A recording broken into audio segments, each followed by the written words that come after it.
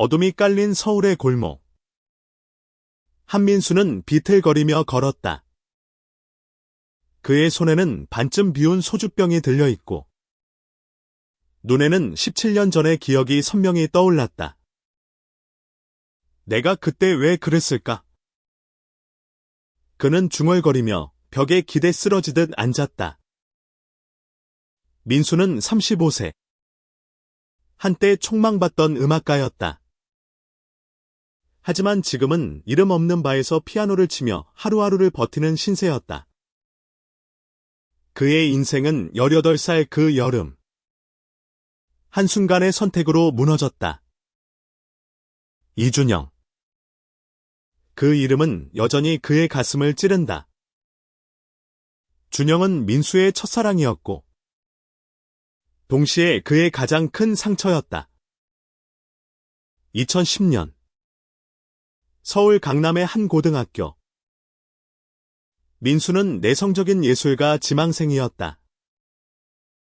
그는 음악실에서 홀로 피아노를 치며 세상과 거리를 두었다. 그러던 어느 날 이준영이 그의 삶에 들어왔다. 준영은 18. 민수와 같은 반이었지만 전혀 다른 세계에 사는 듯했다. 밝고 자유로운 영혼. 축구부의 스타. 모두가 사랑하는 소년. 준영은 한국인. 하지만 그의 미소는 국경을 초월할 만큼 따뜻했다. 야. 한민수. 너 피아노 잘 친다며. 준영이 어느 날 음악실로 들어오며 말했다. 민수는 당황했지만 준영의 눈빛에 끌렸다. 그 눈빛은 진심이었다.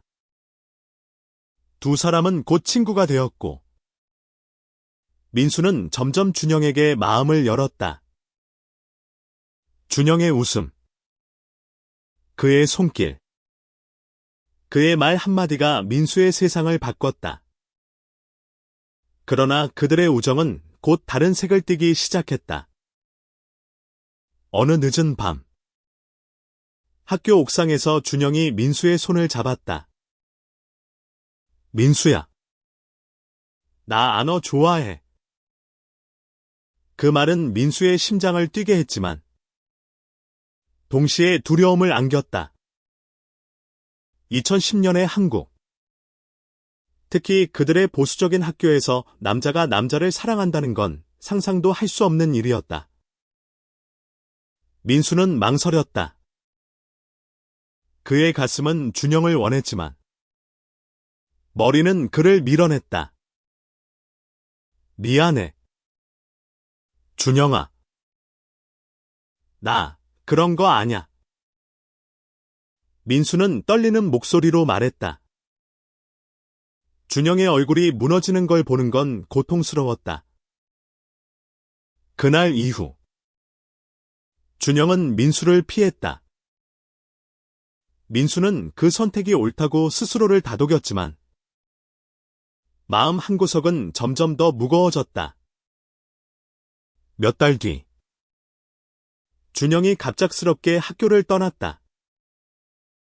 소문에 따르면 그는 가족과 함께 캐나다로 이민을 갔다고 했다. 민수는 그 소식을 듣고도 아무 말도 할 수 없었다. 그는 자신의 비겁함을 저주했다. 내가 그를 붙잡았다면 이 생각은 민수를 평생 따라다녔다. 시간은 흘렀고 민수는 대학에 진학해 음악을 공부했다.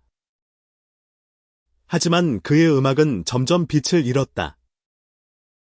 준영을 잃은 후 그의 멜로디에는 더 이상 영혼이 없었다. 그는 술과 후회에 빠져들었고 그의 꿈은 점점 멀어졌다. 2025년 민수는 다시 그 골목에 서 있다. 소주병을 내려놓고 그는 오래된 사진 한 장을 꺼냈다. 사진 속에는 18살의 민수와 준영이 함께 웃고 있었다. 그때의 미소는 이제 너무 멀리 느껴졌다. 하지만 그 순간, 골목 끝에서 낯익은 목소리가 들렸다. 한민수. 민수는 고개를 들었다. 그의 눈앞에는 35세의 이준영이 서 있었다. 세월의 흔적이 그의 얼굴에도 새겨져 있었지만 그 눈빛은 여전히 따뜻했다. 민수의 심장이 멈춘 듯했다. 준영아. 민수는 믿을 수 없었다. 17년 만에 이준영이 그의 앞에 서 있었다. 준영은 여전히 그를 꿰뚫는 눈빛으로 바라봤지만 그 안에는 미묘한 슬픔이 깃들어 있었다. 여기서 뭐해? 민수야. 준영이 조용히 물었다. 그의 목소리는 예전처럼 밝았지만 어딘가 무거웠다. 민수는 말문이 막혔다. 그는 준영에게 할 말이 너무 많았지만 어디서부터 시작해야 할지 몰랐다. 그냥 민수는 말을 더듬으며 사진을 주머니에 급히 넣었다. 준영은 그 모습을 보고 미소 지었다. 여전하네. 너. 그 말에 민수의 가슴이 아렸다. 준영은 여전히 민수를 이해하는 듯했다. 두 사람은 근처의 작은 카페로 들어갔다. 서울의 밤은 여전히 시끄럽고 화려했지만 카페 안은 조용했다. 민수는 준영을 마주 앉아 바라보며 그의 삶이 궁금해졌다. 캐나다에서 잘 지냈어? 민수가 조심스럽게 물었다. 준영은 잠시 머뭇거리다 대답했다. 응. 잘 지냈지. 대학 다니고 결혼도 했어. 지금은 서울에 잠깐 돌아왔어. 회사 일 때문에. 민수는 그 말에 심장이 쿵 내려앉았다. 결혼. 준영은 이제 다른 삶을 살고 있었다. 너는? 준영이 되물었다. 민수는 쓴웃음을 지었다.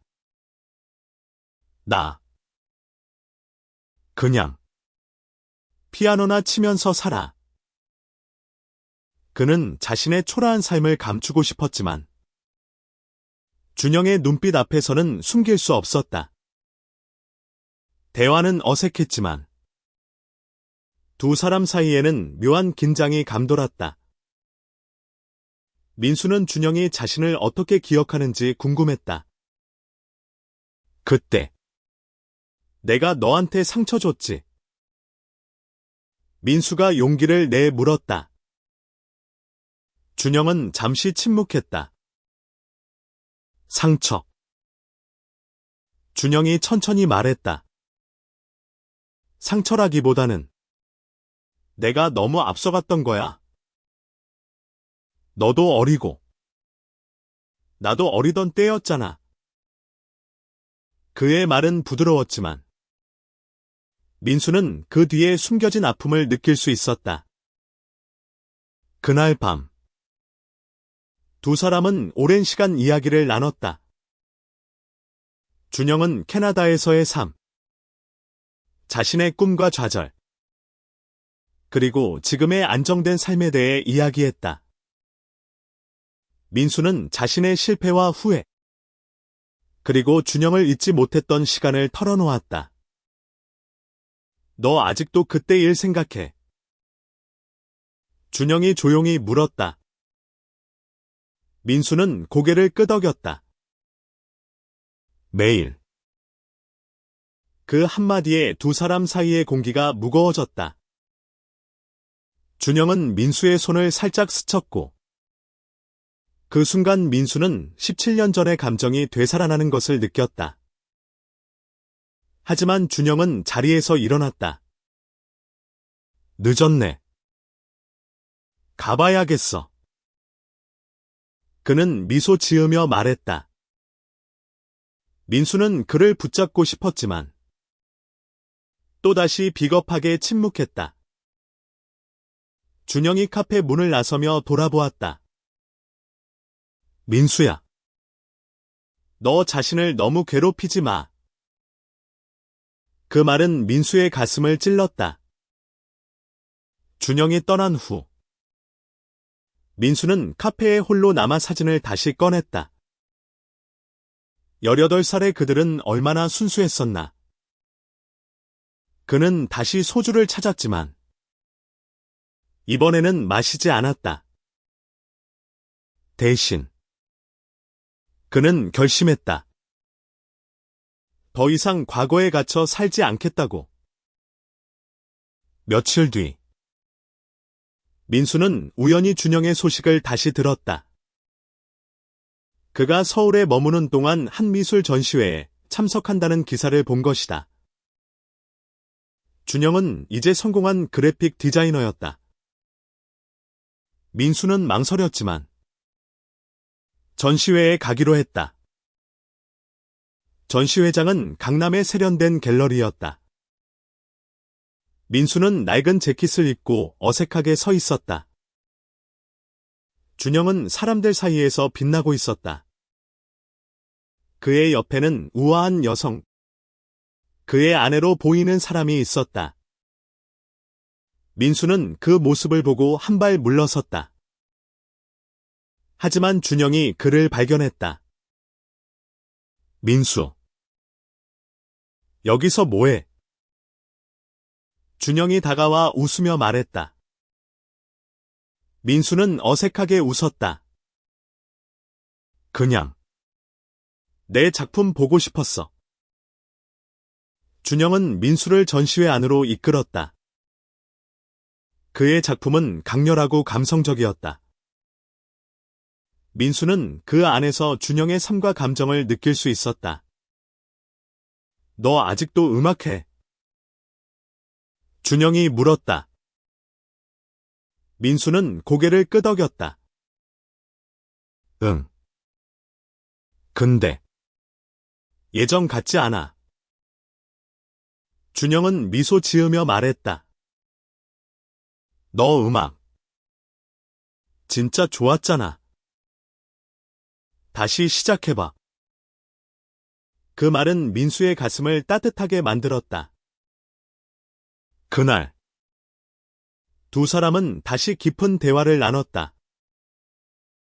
준영은 자신의 결혼 생활이 완벽하지 않다고 털어놓았다. 내가 사랑했던 사람은 많았지만 진짜 내 마음을 이해해준 사람은 그는 말을 멈췄다. 민수는 그 눈빛에서 과거를 보았다. 민수는 용기를 내 말했다. 준영아. 내가 그때 너 말 안 들은 거 정말 미안해. 준영은 부드럽게 웃었다. 지난 일인데. 뭐? 우리 둘 다 어리석었어. 하지만 그의 눈에는 여전히 아픔이 남아 있었다. 전시회 후 두 사람은 한강변을 걸었다. 서울의 야경이 반짝였지만 민수의 마음은 복잡했다.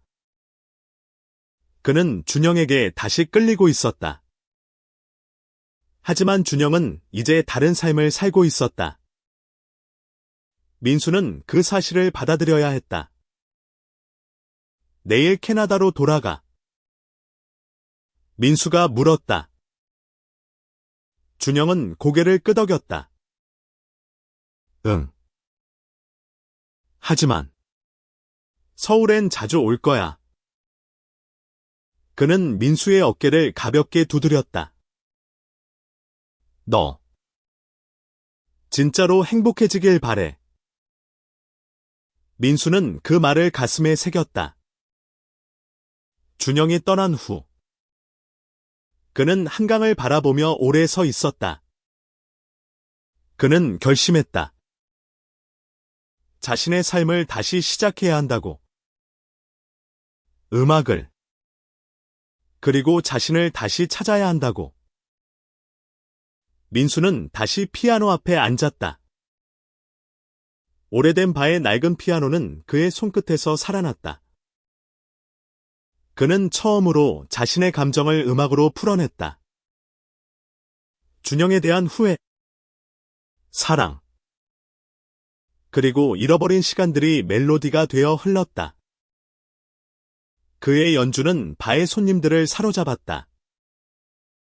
한 노신사가 다가와 말했다. 젊은이, 이거 진짜야. 민수는 미소 지었다. 처음으로 자신의 음악이 누군가에게 닿았다는 느낌이었다. 며칠 뒤, 민수는 작은 음악 스튜디오를 빌려 자신의 곡을 녹음했다. 그는 준영을 떠올리며 곡을 썼다. 제목은 18배 여름. 곡은 그의 상처와 희망을 담고 있었다. 그는 그 곡을 준영에게 보내고 싶었지만 망설였다. 그러던 중 준영에게서 메시지가 왔다. 민수야, 내 음악 들었어. 유튜브에 올라온 거. 정말 감동적이었어. 민수는 놀랐다. 누군가 그의 연주를 몰래 녹화해 올린 모양이었다. 준영의 메시지는 민수에게 용기를 주었다. 민수는 준영에게 답장했다. 고마워. 준영아. 이 곡은 너 때문에 만든 거야. 그는 보내기 버튼을 누르며 심장이 뛰었다. 준영은 곧 답장을 보냈다. 나도 그때를 잊지 못해. 그 말은 민수의 마음을 뒤흔들었다. 그는 준영이 자신을 용서했다는 걸 느꼈다. 하지만 동시에 준영의 삶이 이미 다른 방향으로 흘렀다는 것도 알았다. 민수는 그 사실을 받아들이기 위해 애썼다. 민수는 음악에 더 몰두했다. 그는 작은 공연을 열었고 점점 더 많은 사람들이 그의 음악을 찾았다. 그의 곡은 사람들의 마음을 울렸고 민수는 점점 자신감을 되찾았다. 그러나 그의 마음 한구석에는 여전히 준영이 있었다. 그는 준영이 행복하길 바랐다. 하지만 동시에 그와 함께할 수 없는 현실이 그를 아프게 했다. 민수의 음악은 점점 더 많은 사람들에게 알려졌다. 그는 지역 라디오 방송에 초대받아 18배 여름을 연주했다. 방송 후 그의 곡은 소셜미디어에서 화제가 되었다. 사람들은 그의 음악에 담긴 진심에 공감했다. 민수는 자신의 과거를 공개적으로 이야기하기 시작했다. 그는 한 인터뷰에서 자신의 성정체성과 준영과의 이야기를 솔직히 밝혔다. 저는 사랑을 두려워했어요. 하지만 그 사랑이 저를 지금의 저로 만들었죠. 그의 말은 많은 이들에게 용기를 주었다. 한편 준영은 캐나다에서 민수의 소식을 들었다. 그는 민수의 인터뷰를 보며 눈물을 흘렸다. 그는 자신의 결혼 생활이 흔들리고 있음을 인정했다. 그의 아내는 그의 마음이 다른 곳에 있다는 걸 눈치챘다. 준영은 민수에게 전화했다. 민수야, 너 인터뷰 봤어. 대단해. 그의 목소리는 떨리고 있었다. 민수는 조용히 말했다. 준영아, 너 행복해야 해. 행복. 준영이 쓴웃음을 지었다. 나도 잘 모르겠어. 두 사람은 잠시 침묵했다. 그 침묵 속에는 말하지 못한 감정들이 가득했다. 민수는 준영에게 말했다. 너 언제든 서울 오면 내 공연 보러 와. 준영은 웃으며 대답했다. 그래. 꼭 갈게. 민수는 자신의 음악을 통해 치유되고 있었다. 그는 더 이상 과거에 갇혀 있지 않았다. 그는 자신의 성정체성을 받아들이고 세상에 자신의 이야기를 전했다. 그의 음악은 많은 이들에게 희망이 되었다. 1년 뒤, 민수는 자신의 첫 번째 앨범을 발매했다. 앨범 제목은 35의 나.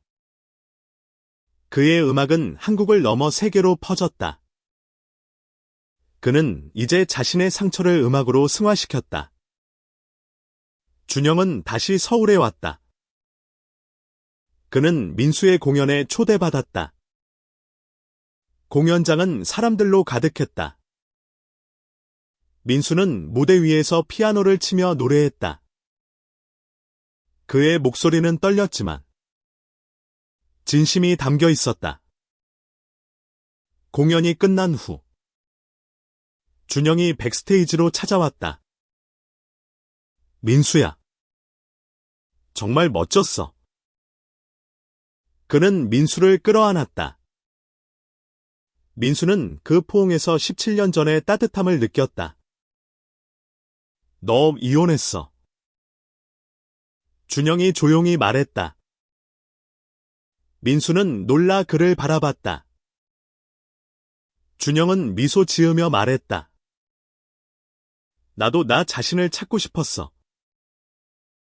두 사람은 다시 한강변을 걸었다. 이번에는 어색함이 없었다. 그들은 서로의 손을 잡았다. 민수는 준영의 손에서 자유를 느꼈다. 그는 더 이상 두려워하지 않았다. 민수와 준영은 다시 친구가 되었다. 그들의 관계는 과거의 사랑과는 달랐다. 그들은 서로를 이해하고 지지하는 동반자가 되었다. 민수는 준영에게 말했다. 우리가 그때 용기 냈다면? 어땠을까? 준영은 웃으며 대답했다. 그때는 그때였고, 지금은 지금이야. 우린 지금 여기 있잖아. 민수의 음악은 계속해서 사람들에게 희망을 전했다. 그는 자신의 이야기를 통해 많은 이들에게 용기를 주었다. 그는 더 이상 18배 실수를 후회하지 않았다. 그 실수는 그를 지금의 그로 만들었다. 준영은 서울에 머물며 새로운 삶을 시작했다. 그는 자신의 성정체성을 받아들이고 민수와 함께 새로운 꿈을 꾸기 시작했다. 두 사람은 서로의 곁에서 자유를 찾았다. 마지막 공연에서 민수는 준영을 위해 세 곡을 연주했다. 곡의 제목은 무리의 시간. 그 멜로디는 그들의 과거와 현재, 그리고 미래를 담고 있었다. 관객들은 눈물을 흘렸고, 민수와 준영은 서로를 바라보며 미소 지었다. 그들은 비록 사랑으로 함께하지는 못했지만, 서로의 존재로 인해 더 나은 사람이 되었다. 민수는 깨달았다. 사랑은 때로는 놓아주는 것, 그리고 자신을 사랑하는 것에서 시작된다는 것을.